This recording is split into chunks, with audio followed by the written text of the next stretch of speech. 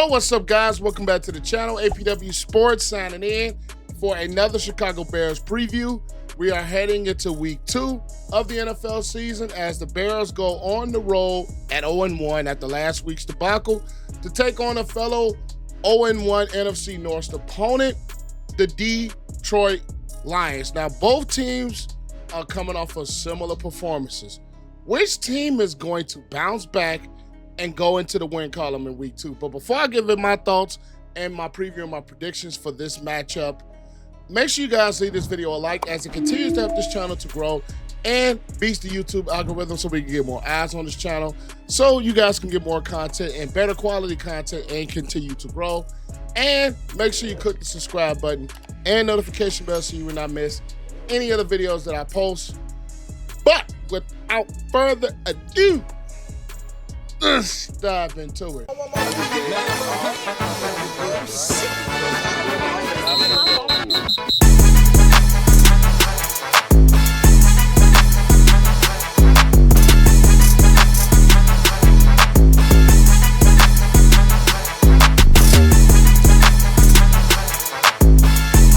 First, let's talk about this Chicago Bears offense going up against this Detroit Lions defense. Now, one thing that this Bears offense really failed to do in last week's matchup against the Minnesota Vikings, they did not run the football very well. And we know a Ben Johnson's offense is predicated on running the football. So when you're doing these play action type of plays, they're only going to set the defense off so much when you're not running the football effectively. And that is something the Bears, for the most part, did not do. They did some play action, but it's the problem of not being effective running the football that sets everything off. And that is one thing that the Detroit Lions have kind of built this defense to do, with Tyleik Williams from The Ohio State University, who they drafted in the first round, Aiden Hutchinson coming back, DJ Reader, who's a very solid football player in the interior.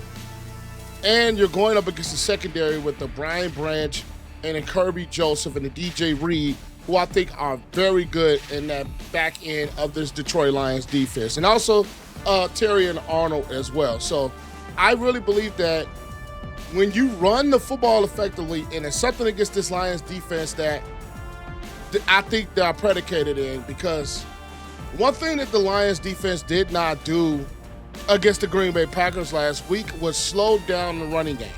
That is one thing they did not do. Now, if the Bears are able to find ways to get DeAndre Swift, Managai going, and if Roschon Johnson is able to go to get these guys going in the running game, is they are going to have to be effective up front running the football. When you're talking about Drew Darman and Jonah Jackson, and I'll be honest, those two guys kind of struggled last week. Darnell Wright has some struggles. Braxton Jones and Joe Thuney, I think personally, were the two best in when we're talking about that offensive line against the Minnesota Vikings. You guys have your thoughts below, but from what I've seen, I think those two were the more productive players. So this run game for the Chicago Bears has to be better. And another thing that I think could be improved is management situations. And one thing they're going to have to do is they're going to have to kill some clock, because when we're talking about a Lions offense that I think is explosive, which we'll get into later, you're going to have some sustained drives. And on top of that, you're going to have to sustain those drives into points. And that is going to be a big key against this Lions team. Because if you could get out early and make this team play from behind, that kind of takes away the run game with Gibbs and Montgomery. So one thing the Bears are going to have to do against this Lions defense, a key is be effective running the football. Another thing that I want to point out is Caleb Williams. Caleb Williams, he has to be more accurate, because the Lions have a defense, a back end that can take advantage of your mistakes. They are ball hogs when we're talking about a Brian Branch and a Kirby Joseph, the two safeties. You are going to have to be extremely accurate with the football. We seen last week that Caleb Williams missed high a lot. And when you miss high a lot, you sail passes that can go right into the secondary's hands. So Caleb, you're going to have to be more precise with your throws. You're going to have to be better with your decision making. Yes, I'm glad that Caleb used his legs. He was more prevalent to use his legs. But when we're talking about throwing the football, which is going to be key, especially if you have an effective running game, you're going to have to be accurate with the football, because there were quite a few throws last week that he missed high that guys were open. Whether we're talking about the throw up the middle to Kmet, whether we're talking about the throw on the sideline to DJ Moore, whether we're talking about I think it was the high throw to Odunze later on in the game, you're going to have to be more accurate with the football. And then I expect, because we saw wrinkles of it, DJ Moore to be used a bit in the backfield, especially if Roschon Johnson is not able to go. I think the element of DJ Moore in the backfield is going to present something different. And on top of that, like I've always said on this channel, tight ends are your best friend. Loveland and Kmet have to be more involved. You cannot wait till late in the game to get Cole Kmet his first touch. You are going to have to get those tight ends going, because they can open up a lot in your offense as well as running the football.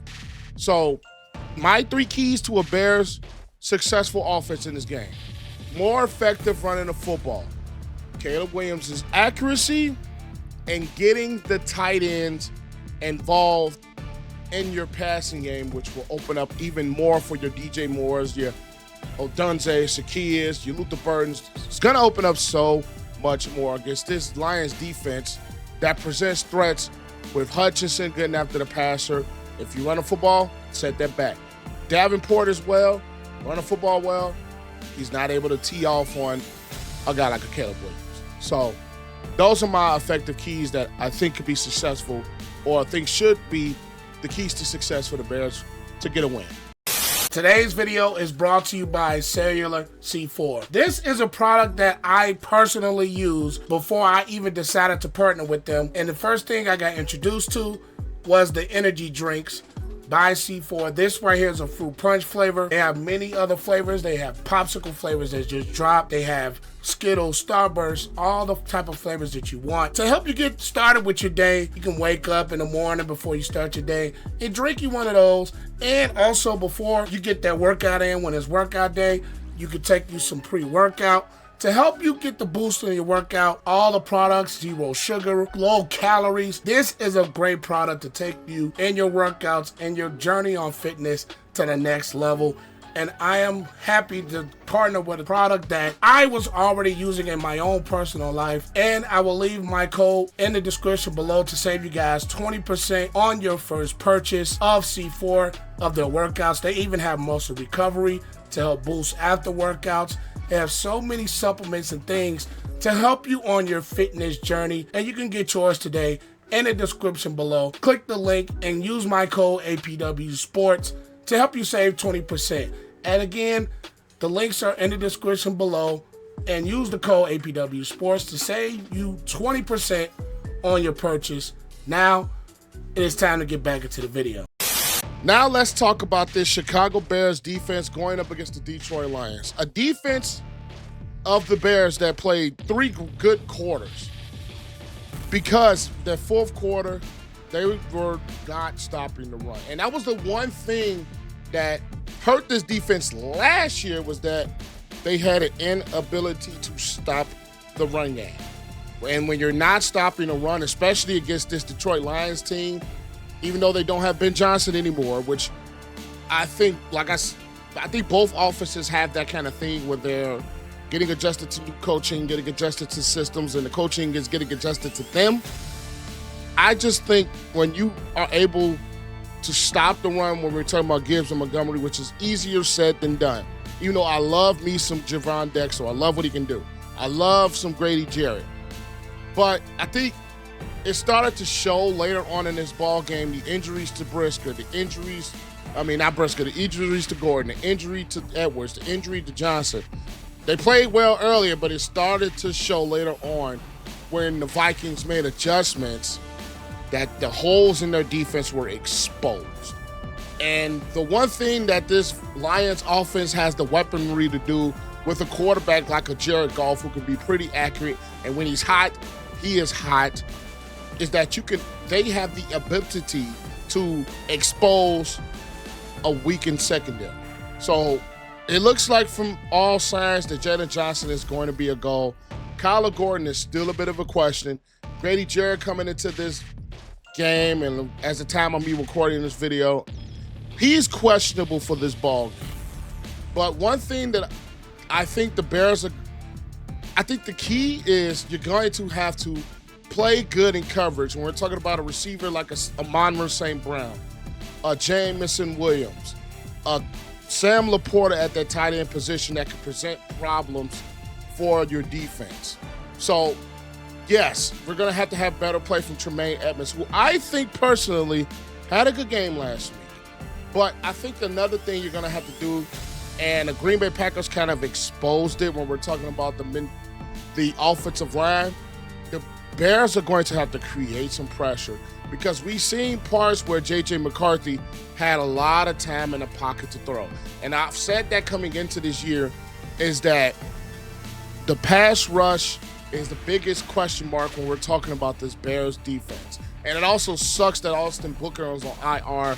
Dayo Odunze made some solid plays, but I think honestly, we need more from Montez Sweat.